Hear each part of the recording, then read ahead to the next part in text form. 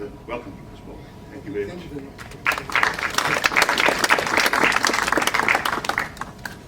Good morning. Sanwana. Thank you very much. I am going to talk about the fourth industrial revolution and security.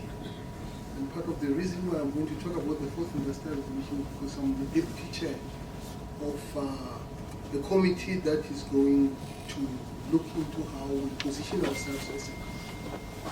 So now, maybe just before I talk about the fourth industrial revolution, I think it is quite important to understand the history of industrial revolutions. The first industrial revolution happened in England. And for those of you who have been to England, I was a PhD student there, you will realize that it's a small island outside mainland Europe. Now the question is, why did it happen in England rather than India or China, which had much more bigger populations? And the reason for that was because of the scientific revolution that preceded the first industrial revolution. So I guess what this tells us is that science is actually important for the modernization of economies. The second industrial revolution was really about electricity. Scientifically, they have a bombastic word, they call it electromagnetism. The unification of electrical and magnetic forces. Of course, it also gave us an electric motor, which revolutionized production, mass production of goods and services. The third industrial revolution was about semiconductors, things that conduct electricity under certain conditions. And therefore that was the beginning of the digital revolution, communicating with and storing information as ones and zeros. Now we are in the fourth industrial revolution. And in the fourth industrial revolution, there is a convergence of different types of technologies. The cyber-based technology, I'm using cyber because digital is just one form of storing information. What is emerging now is quantum computing, where we're going to store information, not just the ones and zeros, but using quantum mechanics.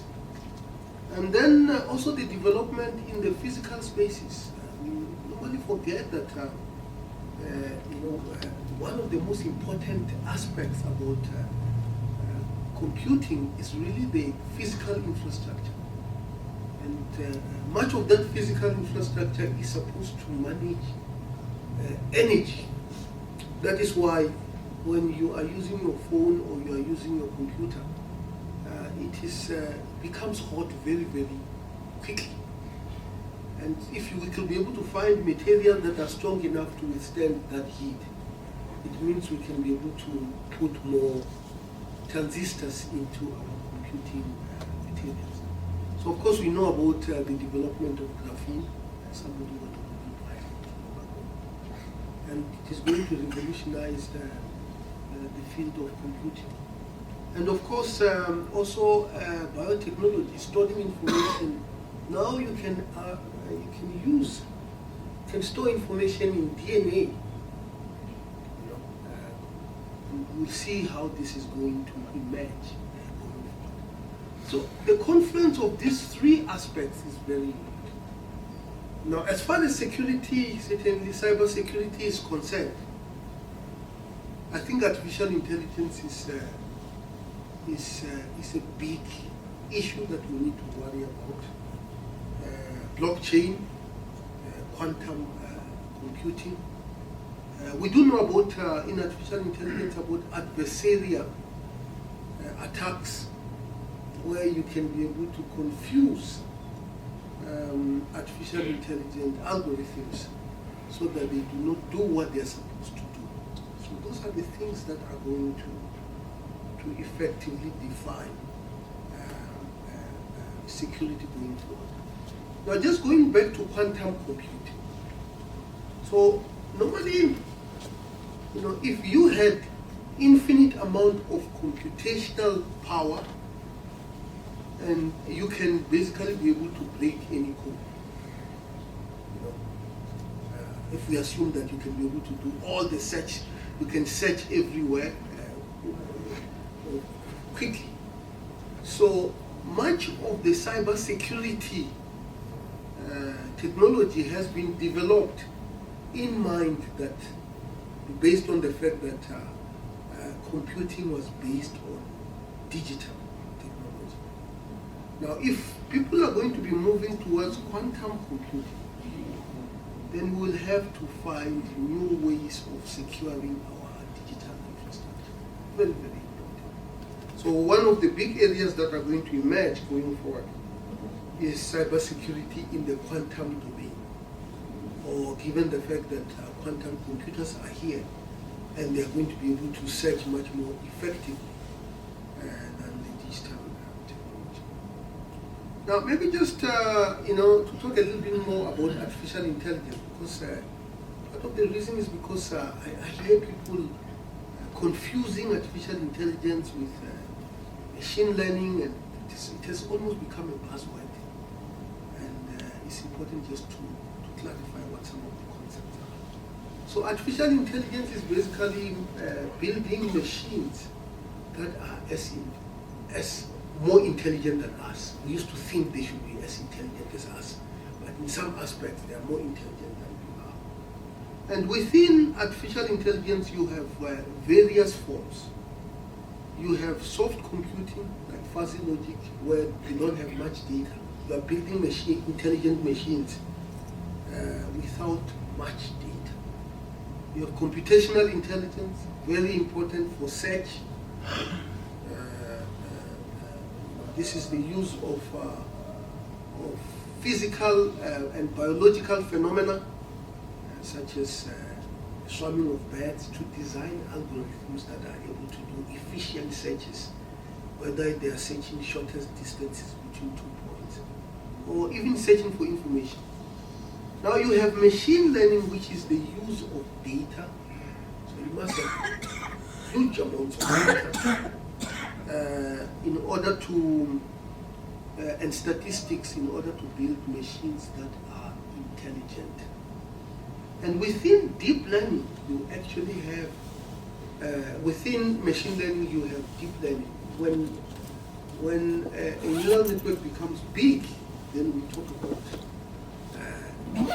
multiple layers, and so on and so on. And big data, which is quite important, is when we start using all these artificial intelligent algorithms in order to analyze large amounts of data. Because if you see, the evolution of statistics was that you always summarized. So I would give you 1,000, I would want to know a population in an area. And then instead of going to count everybody, you go and sample, probably count 10% of the people, sometimes even more. And based on that, you can be able to estimate the total population. So it was always about summarizing. Whereas big data is really about expansion.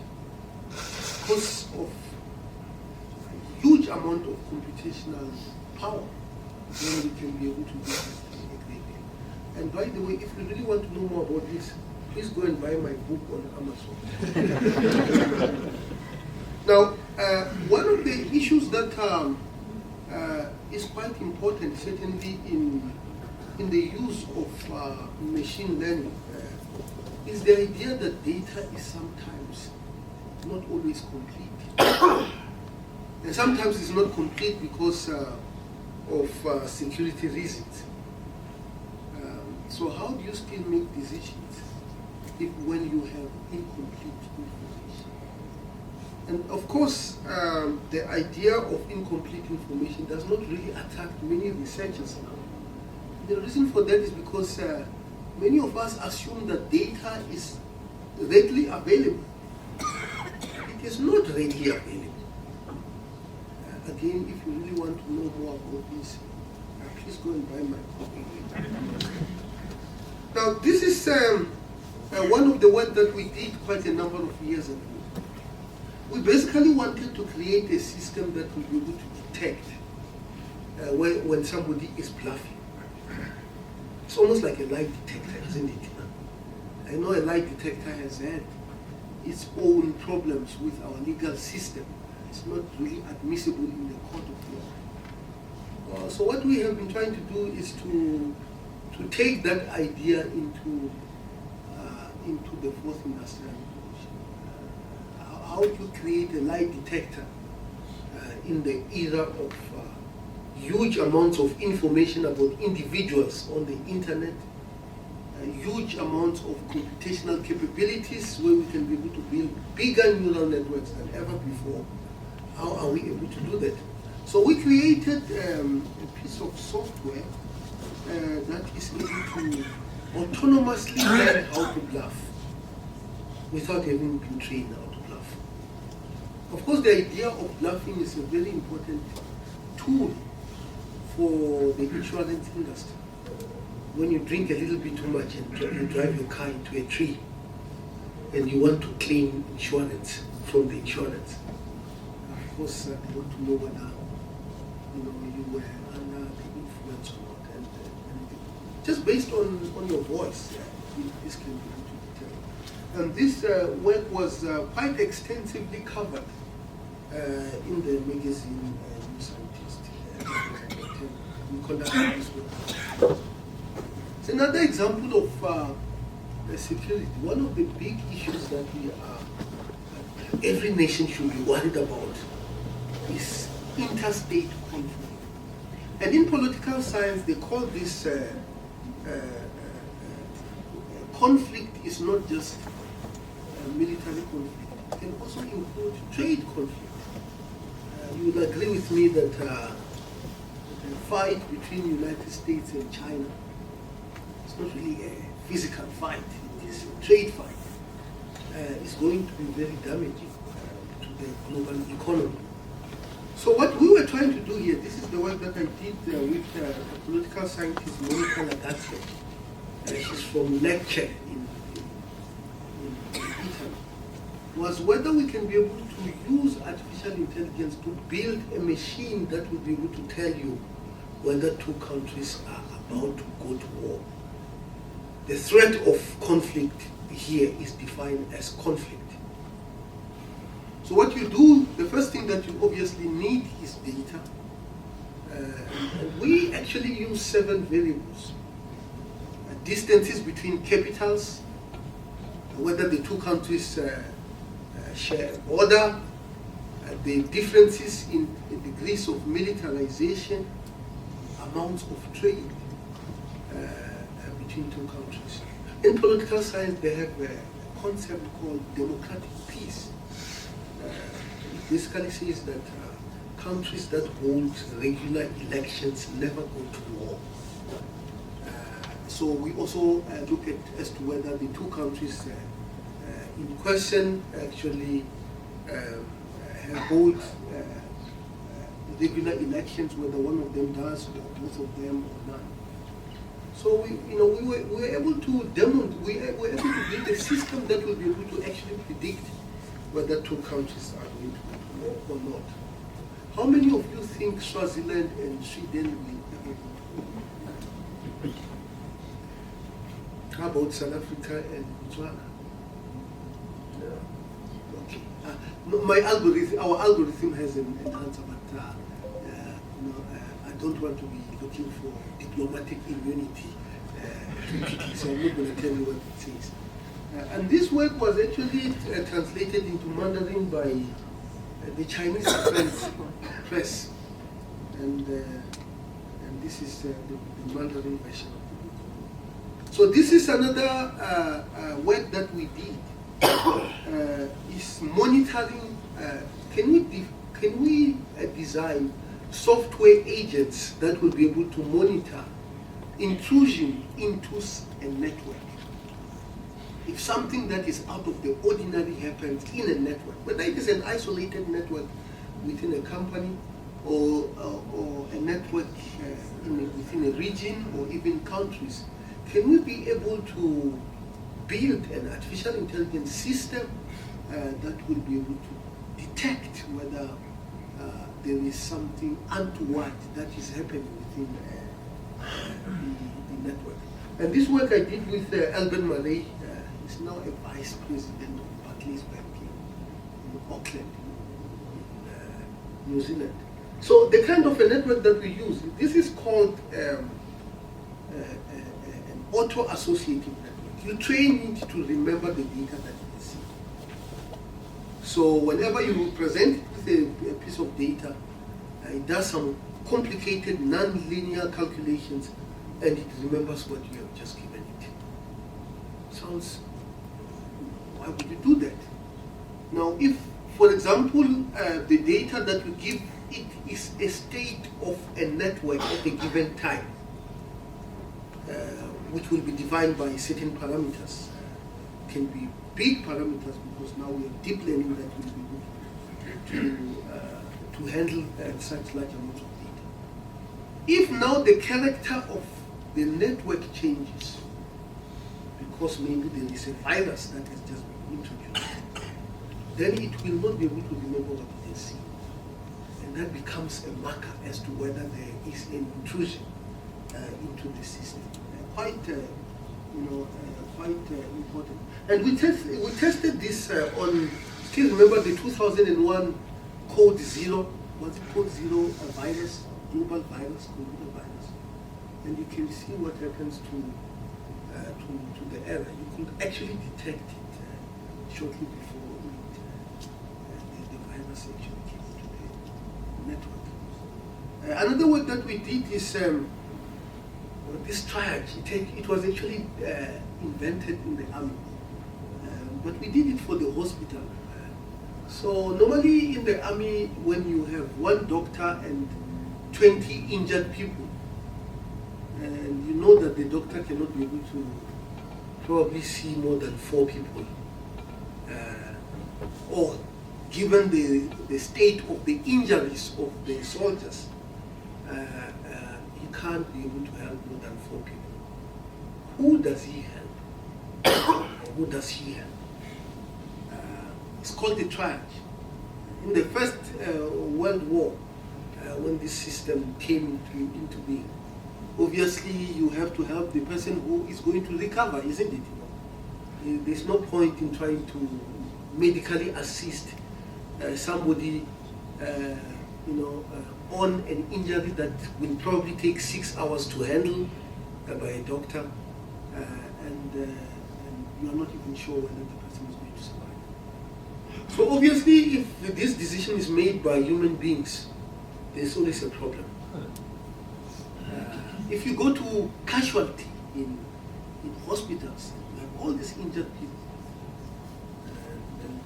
I see one of my students who is going to be speaking here, Professor Tshilidzi, they once had an accident and we went to casualty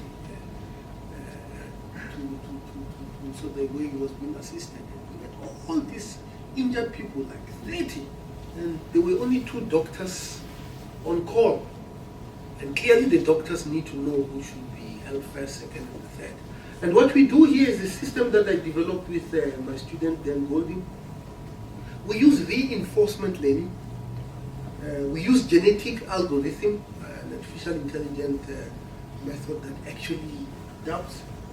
And then obviously there has to be some data that will have to be input into the system, normally by a nurse.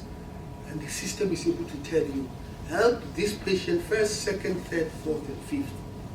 And obviously, the intention is to maximize the survival rate of people who have presented themselves to the hospital. One of the things that we have been quite interested in is the idea of blockchain. And this is an article that was published in the United States, in a newspaper in the United States, which was talking about the work. I did this work with my PhD student, Bo Shin. So blockchain, the idea of or finding a lot of people to validate a transaction, which is really what it is all about, and making sure that that transaction cannot be changed unless the majority of the people who validated the transaction actually agree. And for that to accumulate, that's why you call it a chain, which basically means the people who validate the present transaction are linked to the people who validated the transaction before. Maybe the passwords are just linked. You are forever adding a password. The more you do transactions, when people come together and they decide on a password, you just add it to the previous one, so that for that block to be opened, all of them, including the previous one, must come together. That is actually the power of blockchain. But we wanted to remove individuals. They're called miners, and replace them with software miners who are capacitated with artificial intelligence.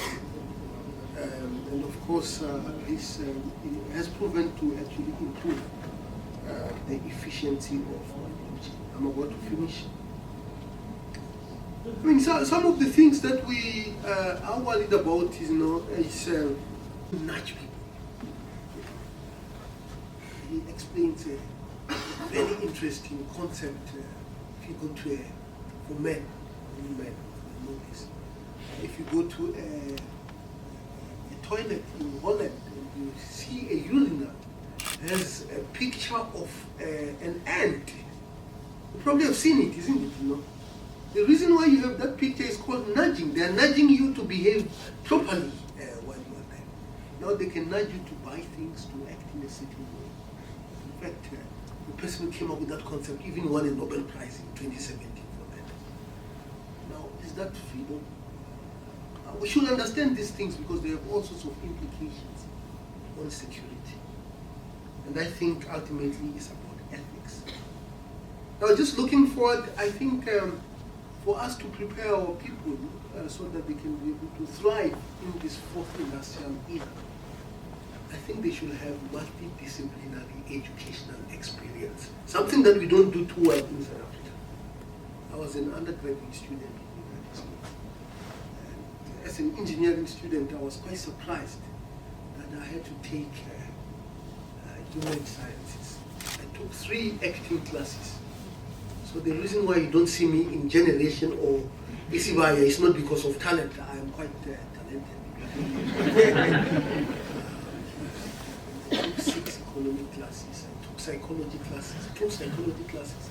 And when you study in artificial intelligence, we have this concept called reinforcement learning. A Russian scientist called Pavlov actually discovered this while he was playing around with his dogs. It's called Pavlov's dog. You should actually read about that. And then he came up with the concept of reinforcement learning. And it's a big deal in artificial intelligence. And I actually learned it not in a science or engineering course, I learned it in a psychology course. So it's important that as we move forward, our educational experience must be multidisciplinary. Thank you very much, Ngiyabonga.